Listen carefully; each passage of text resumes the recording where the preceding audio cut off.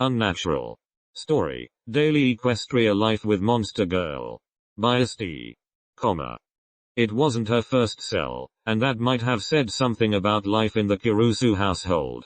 The residents, herself very much included, even when she tried so hard to ride herd over the rest of the group, keep some occasional degree of control and, with much less success, retain some portion of dignity, had an outright talent for finding trouble, something which actually became worse when they worked in groups. And it was true that part of her original intent in joining the student exchange problem, the experiment which had started to introduce the once hidden liminals into human society, was to find some way of becoming a true knight, and knights were certainly expected to deal with disasters. She just hadn't been expecting quite so many of them. Not her first cell, and that was with the hastily, horribly written laws which guided interaction between the liminals and the planet's majority species in putrid play, something where one moment of being caught simply defending herself could have so easily led to deportation. But it was the first time she'd been in one alone. At least one of Seria's friends. My friends call me Seria. Had always been confined with her. It gave her someone to plan with. Or more often, someone who, if not necessarily capable of true help because few things were more pointless than trying to construct an intelligent course of action through Pappy, was at least there. At the absolute minimum, she'd had company. My friends are gone. She shivered as more of her body heat was stolen by the cold stone floor. She'd been dumped on her left side, and those brozes were screaming accordingly. The chains rattled. It also wasn't her first time being tied up, and that number was much closer to triple digits, something which definitely said a few words about life in the Kurusu household, or at least about having to deal with a mind which was trained towards politeness to the point of near absurdity automatically edited out a number of terms. Housemate. Living with Ragnara involved a number of daily adjustments, which included a frequent need to glance up. That particular liminal claimed to be an ambush predator, one who was simply practicing her daily routine so as not to lose her edge, and it wasn't as if anyone ever got hurt. So what was the problem? The problem was in having a housemate who treated tying others up in spider silk as something which potentially came with its own fetish, and Seria was afraid it actually did. She'd seen the smile on the other's face as she tried to struggle free, watched the near sexual delight passing through all six insectile eyes. Seria was regularly bound by an expert. She would laugh at this. She would laugh at me. She always laughs when I can't get free. There had been a lot of laughter. Her eyes closed again, and it took a few seconds for the shame to pretend it was receding. The next thought was an echo, and possibly an inevitable one. My friends are gone. Friends, and those who were somewhat less. Or rather, they weren't there for her, they couldn't be. They were still in Japan. There was no one there for her at all. It was just Seria, the chains, and the cell. And she'd wanted to be a true knight. The stories had knights captured all the time, which was really surprising when she considered how effective a knight was supposed to be at combat. But she supposed the best way into a few castles was through being initially defeated, and if she had ever even pretended a right to the title. She was alone. She was lost on a scale she had never imagined to exist, and that was after having experienced the displacement which came from flying thousands of miles away from home, in the cargo section of the plane, no less. It had taken 6 layers of blankets to reach Japan, and she'd still been sick for a week, to live among a species which she'd only known through stories, rumor, and something her mother had never caught her at. But then there had been Japan, and the household. The person she had so hoped would love her, and the chaos which always seemed to prevent her best chance. Friends to go with that. Some closer to rivals, others sisters, one just barely escaping the definition of enemy. A life of chaos and confusion and, looking back, frequently repaired clothing because as long as there were enough threads left, nothing was going to get her into a local store to shop for replacements. An odd sort of life at best, but it was her life, and frequent bindings aside, there had been ways in which she'd been getting used to it. And always, she'd believed that all she needed to make the subject of her growing love return her feelings, to truly become his knight, was a single moment. The right moment, just as it existed in all of the best stories. Her chance. Then there had been the road. The forest. Everything else. She'd broken into a full-scale gallop upon seeing the upper levels of the town, or at least the best speed her injured body could achieve, because it had not only indicated civilization, it had been a familiar one. Part of her had only seen that the distant buildings had an old-world European style to them. That had to mean people, and so she hadn't truly thought about scale or some of the odder touches until she'd vaulted the last line of obscuring bushes and they attacked me. They defeated me. She'd been defeated a lot, since leaving home. As a prospective knight, she had a one-loss record closer to that of a professional jobber, and only a portion came from the restrictions placed on her by those horribly written laws. In this case, she'd been taken down by sheer numbers, by light and wind. Things she'd had no way to expect, and that part of the shame was still there. It was always there, when she lost. It never truly departed. Seria had possessed no real way of expecting to see little horses, or a tripled odd distortion of same, especially given the direction of the wind and the minimal sense which had reached her. Nothing would have made her believe that they would attack on sight. But they had. She'd fought. She'd stayed on her hooves for a while, done some damage to the other side. But in time, they'd surrounded her, cut off all retreat, brought her down. The one mare had been about to stomp into her skull. And then they'd bound her. It was possible that they had her tied up pending trial, if any existed for someone who had been attacked on sight. Or they could have been waiting for the professional executioner. They are so scared. It was also possible that they'd never seen anything quite like her, just as she'd previously seen nothing exactly like them. She'd gone through some fear during her initial time among humans, done her best to hide it. Some of the stranger liminals still disturbed her. But to just attack. Even now, the scent of their terror was drifting into her cell. She wondered if it would be the last thing she ever sensed. But the chains had rattled. Seria twisted her upper torso as best she could against the net. Looked around. The cell, like the castle, seemed ancient. The rough-hewn stone which made up the walls wouldn't have been out of place in the oldest settled portions of France. Portions of the jammed-together boulders which made up the floor could be used for the slow rasping of rope, but that would be too slow, especially when she didn't know how long she had. Besides, that was a secondary layer. The chains had priority. There were some empty wine racks scattered around the edge of the room. Nothing useful. The door, that was mostly wood. Heavy wood, but she was a centaur and it wasn't a particularly large door, with very little in the way of metal reinforcements. A few good kicks might take it out.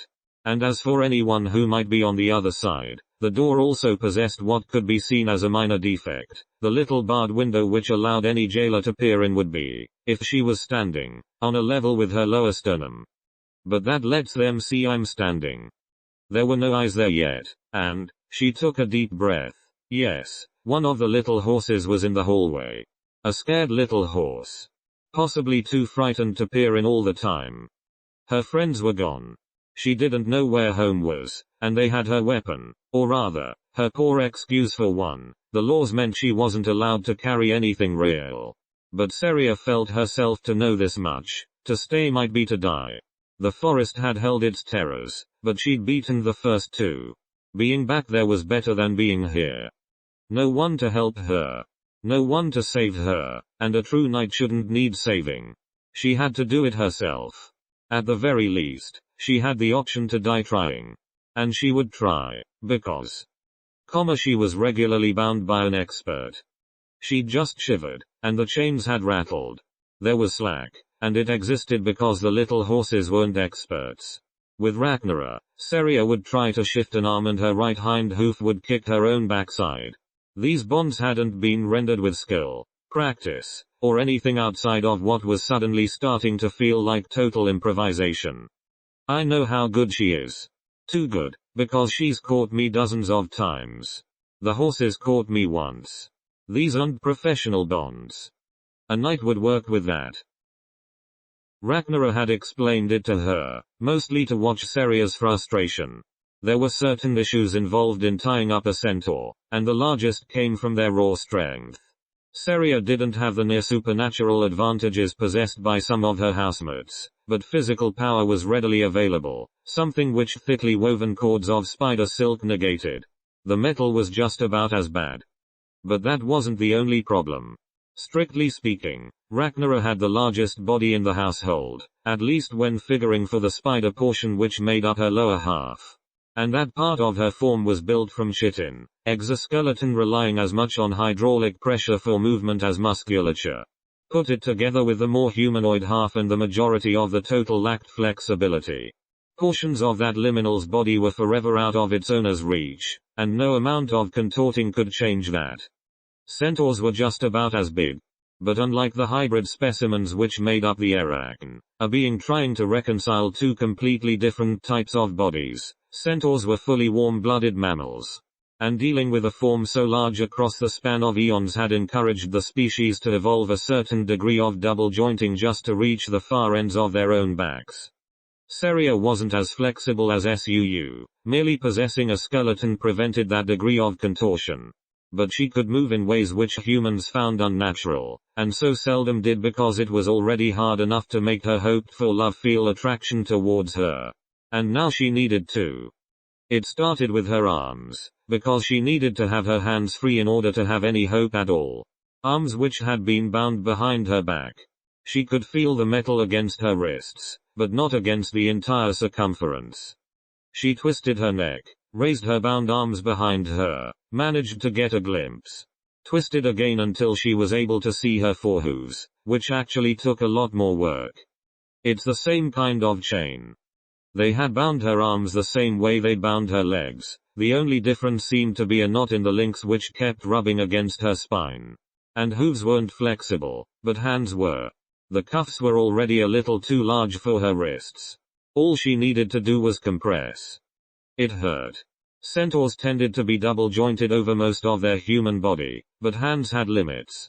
Still, it was possible to, with a lot of effort and squeezing, make a hand smaller than the diameter of the wrist, and the metal of the cuffs provided a surface to compress against. She also wound up scraping off quite a bit of skin, and had to bite back a yelp, but the blood was making things that much slicker. Slowly, surely, one side was coming free. Two huge green eyes were staring at her through the bars. She smelled the fear, pulled her lips back from her teeth. The eyes vanished, and she heard hoof steps retreating across the stone floor. That part went on for a while. Seria waited a few seconds. Resumed, and with one more flow of red, she had her right hand back. It made the next part easier. The right could squeeze the left before it went through the cuff. And then she carefully, quietly slipped the metal down across her fur until it silently rested on the stone floor, hidden on the other side of her body. Progress. If any of the horses got within arm's reach, she could now get her punches tangled in the net. The centaur took a closer look at the discarded chain.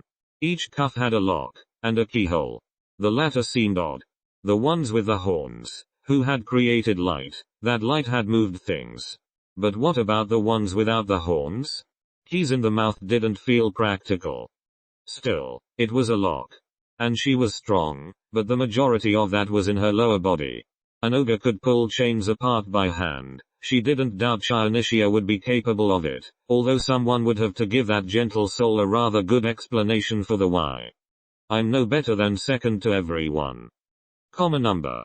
Look at the lock. She looked. I don't know how to pick a lock. Not that she had much choice but to try. Even with an awkward reach and limited visibility, it was make an attempt or wait to see what the little horses would do next. She didn't have a lot of faith in the little horses.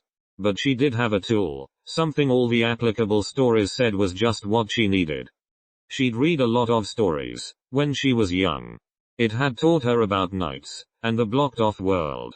She'd believed in the stories. Much of that had been wrong, and she still believed in most of it because reading had been the majority of what a confined community was allowed to do. Another check of the viewport bars, and then her hands carefully moved up. Seria had a lot of hair, head and tail both. The human portion grew quickly, needed frequent trimming and could rapidly become too much for easy management. Everyone in the household had their own reason for tying up the bathroom, and Seria's was a near addiction level need for the hairdryer. It meant she generally had to pin some of it up. And weren't hairpins supposed to be the perfect tool for picking locks? More awkward contorting, which included wriggling around on the floor to hide as much of herself as possible from casual sight. She remembered to take the discarded chain with her. It aggravated bruises, opened a few of the smaller slow clotting wounds. But in time, she managed it, and the metal hairpin was poked towards the lock. Where it promptly skidded away from the hole. She frowned. Pushed again, using a little more strength, and so nearly started when the tip skidded across the metal surrounding the keyhole in a way which seemed as if it almost had to produce more sound than a light scratching. Is it magnetized? If so, the magnet was ridiculously powerful for its size. She pushed with increasing amounts of power, and nothing she did could get the hairpin into the keyhole. It was simply repelled, every time. Seria took a slow breath. All right. But that's just with metal. She had a lot of hair, and so needed a proportionate number of hairpins. The limited finances of an exchange student meant they couldn't all be quality. She was almost certain that the cheap plastic ones would break off inside the lock as soon as she put any pressure on a tumbler, but they were what she had to use, and they certainly wouldn't be affected by a magnet. More careful movement, recovering the lesser pin. The awkward angling was shifted until she had the best possible view of the first lock, the one around her left ankle. She bent a little more, winced at the compression along the bruised area, because of course the horses had kicked at those very obvious targets. Put the tip into the keyhole. And red light fountained from the lock, light which was filled with the same sparks that had danced around those glowing horns. It was a small display, no more than would have been seen from an energetic sparkler, and so her body hid all of it. But she still had to repress another start, and wound up doing it again a second later, at the moment when the lock simply fell open. The centaur stared at it for as long as she could risk giving it attention, all of 2 seconds. And then she looked at the cheap hairpin. They are attacking her from all directions, and she can't defend herself. It is a vulnerability of the centaur body. The number of opponents required to surround is a quantity which can easily overwhelm. For a centaur, guarding one's right flank isn't a casual feat, and there are so many of the little horses, too many to stop. And the ones with the wings keep blasting wind into her eyes, and now one with a horn sends light towards her, light she instinctively realizes is meant to hurt. The swing is reflexive, because that's what practice swords are for, developing the necessary skills to reflex level without anyone becoming injured. She isn't allowed to carry a real one, because of those laws. She sometimes believes she never will. Something is trying to hurt her, so she swings. It won't do anything. She realizes that even as it's happening, and naturally the only result is that the sword cuts through the light. But the light isn't deflected.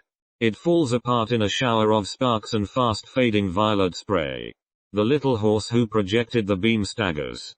And she doesn't have time to think about that because another one is about to kick her and. She had time to think about it now. She looked at the next lock. My name is Centauria Shionus. Not the Lady Shionus. I'm not a knight. Maybe I never will be.